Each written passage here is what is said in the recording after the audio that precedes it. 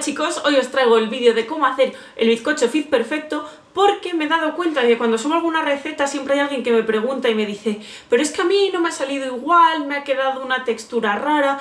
Entonces he decidido hacer un vídeo con los errores más comunes que soléis cometer.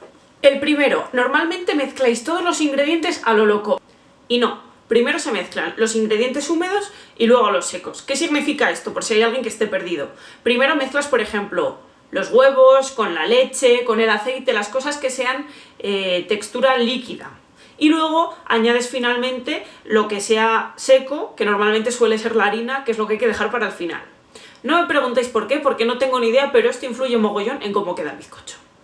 Segundo error, esto no es que sea error, pero yo en todas las recetas pongo que echéis levadura. Hay gente que no la echa.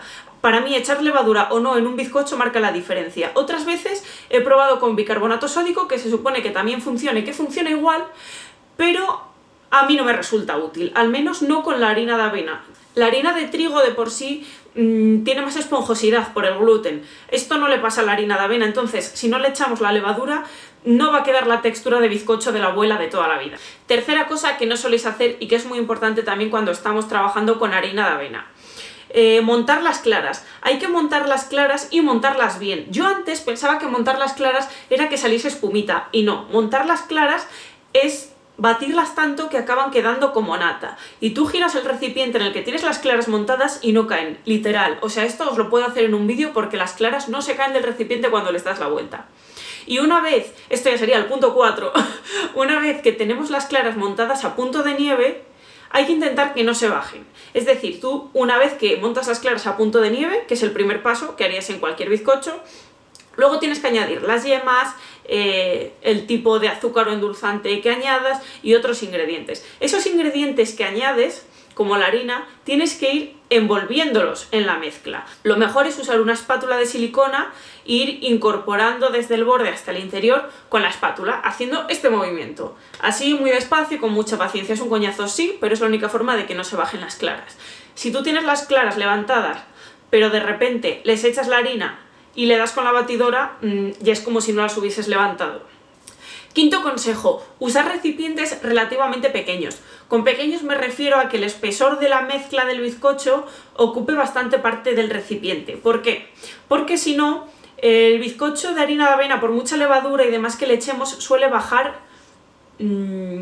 algo una vez que se saca del horno. No es como los bizcochos de trigo, de harina de trigo, que una vez que suben es muy difícil que bajen. Entonces, por ese mismo motivo, cuanta más masa tengamos, ya tenemos asegurado ese espesor de bizcocho y no nos queda una choletilla en vez de un bizcocho de verdad. Sexto consejo, dejar en el horno el bizcocho para que enfríe. No lo saquéis directamente por lo mismo que os estaba diciendo antes. Si lo sacáis de repente, casi seguro que se os va a bajar la densidad y la esponjosidad que hayáis conseguido. O sea que dejadlo que enfríe dentro del horno y ya está. Yo lo que suelo hacer es cuando veo que le queda poquito para terminar, apago el horno para aprovechar el calor del horno y que con ese último calor que queda ahí se vaya haciendo lo poquito que queda. Y ya lo dejo ahí y me despreocupo porque sé que no se va a hacer de más ni se va a quemar.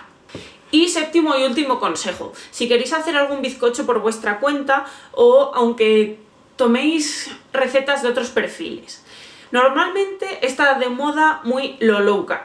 Entonces, ¿qué hacen? Echar muchísima clara y muy poquita harina de avena. Al echar muy poca harina, el bizcocho no queda igual de esponjoso que los que conocemos de toda la vida de la abuela, que digo yo siempre. Queda como una masa pues muy hecha de claras, como si hicieses una tortilla de huevo al final. Es esa textura y no es la de bizcocho esponjosa que sientes la harina. Conclusión, ¿qué hay que hacer? Echar bastante harina en proporción. O sea, cualquier bizcocho normal suele llevar 200-300 gramos de harina por 2 o 3 huevos que echamos. Estoy hablando de bizcochos clásicos. Entonces, si intentas mantener esta proporción de elementos húmedos y secos en un bizcocho fit, te aseguras que te vaya a quedar bien. Eso es todo, espero que os haya gustado y sobre todo que os ayude a hacer vuestros bizcochos fit.